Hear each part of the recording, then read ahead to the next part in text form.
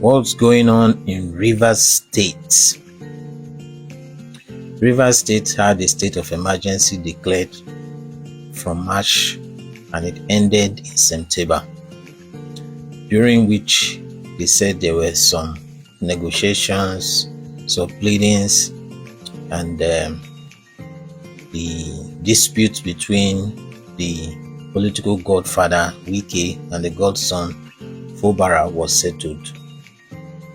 And since the end of the state of emergency was declared, when it was over, and then Sim Fubara, who was away, came back to Rivers State and assumed office, since then things have been relatively quiet. We've not been hearing much about Rivers State. Things have been quiet.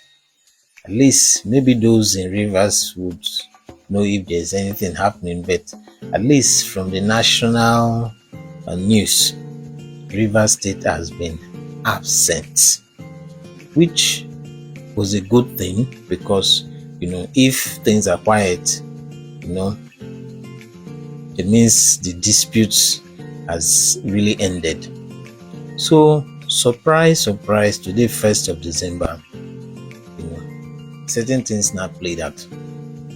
First, it was the Speaker of the Rivers State House of Assembly, Amaewhule, who is in the same camp as the FCT Minister, Wike.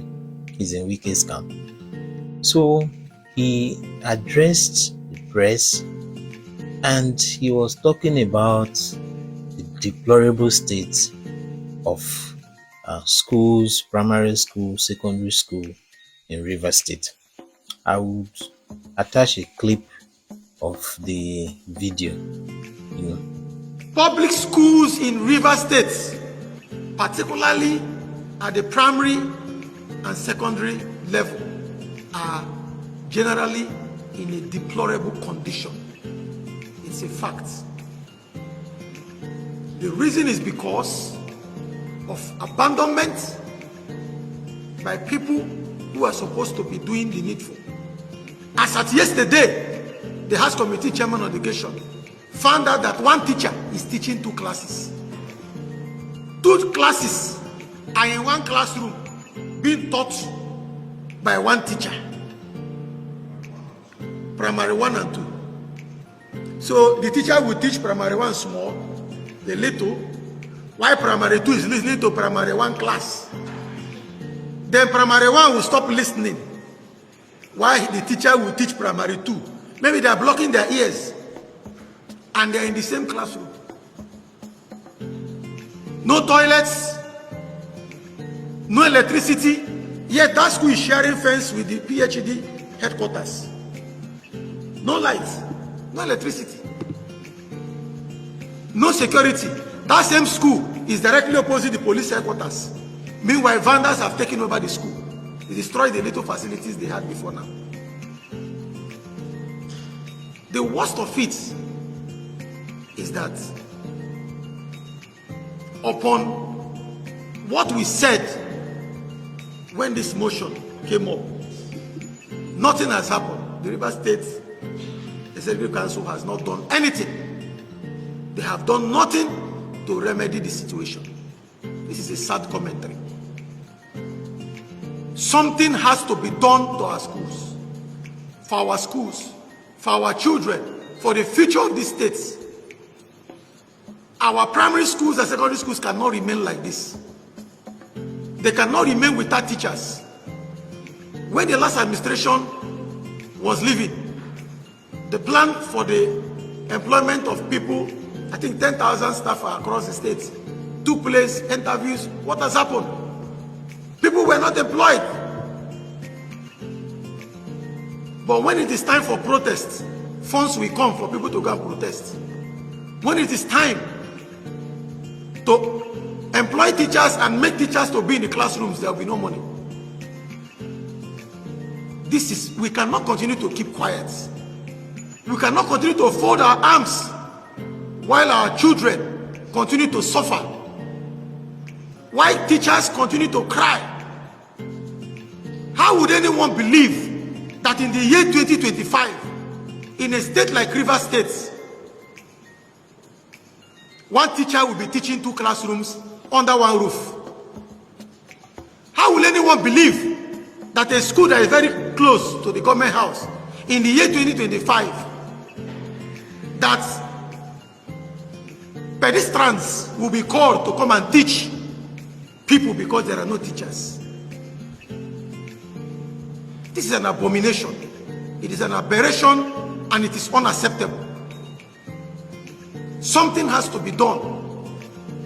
We will not allow this indolence to continue. We are the only people mandated by law to fight for our people, fight for our parents. Parents are crying. The complaints we are getting, the pictures they are sending to us are coming from parents, from township school too. The other day, somebody went to a school in Eche and saw children inside the classroom with even weed on their roof. How the weed went to the roof and they are letting on that, I don't imagine. I'm trying to remember the name of that community now. It's appalling. Is it that we don't have funds in the states?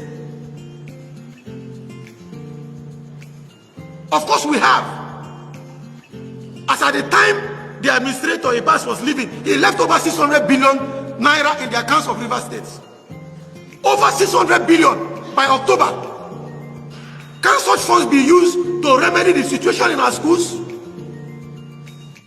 And he now started saying that the sole administrator that he left about 600 billion naira, and that the state executive council were not doing anything.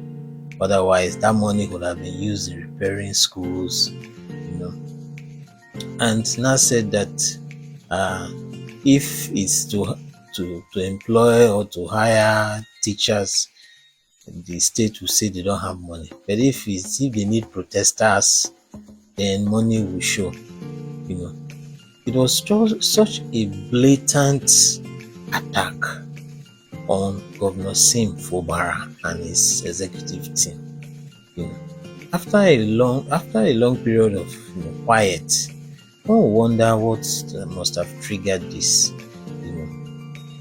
So what he said was quite upsetting, and today the Rivers State Governor had an event to attend, the 123rd, 124th combined quarterly general meeting of the Rivers State Council of Traditional Rulers.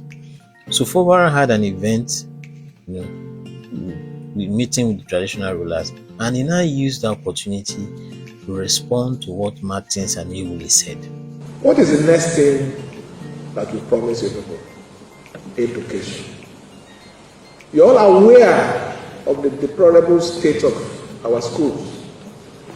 They did not get to that state in 1 month or 3 months or 1 year.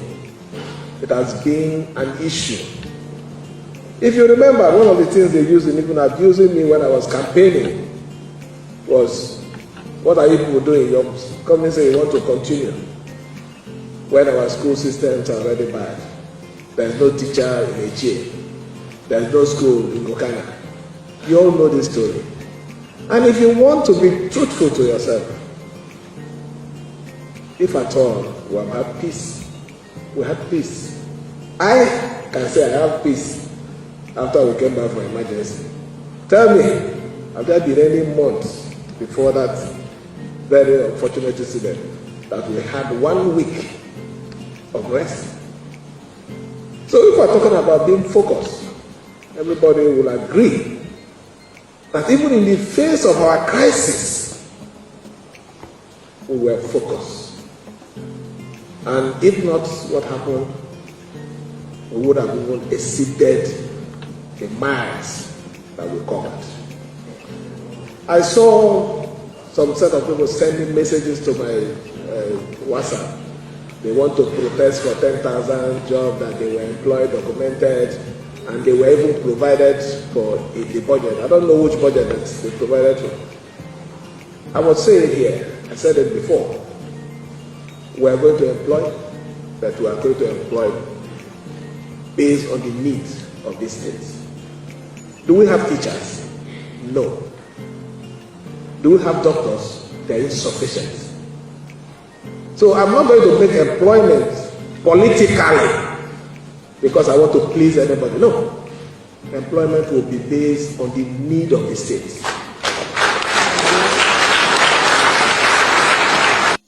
And he said that the state of the schools did not become like that overnight, that it took time.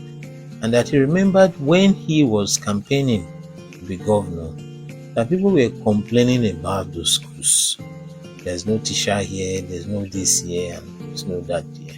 And so the state of the schools has been like that for a while, you know. So, and he now went on to say a number of things that the states are doing, you know, and then he mentioned that he has a lot of respect for the traditional rulers, you know, and all that. So I'm wondering what's going on. The president staked his credibility and a lot of political will in declaring state of emergency in Rivers State for 6 months. And now that the emergency rule over since September, towards the middle of, or towards the middle part of September, then October, November, things were quiet. Now, 1st of December, things are starting to heat up.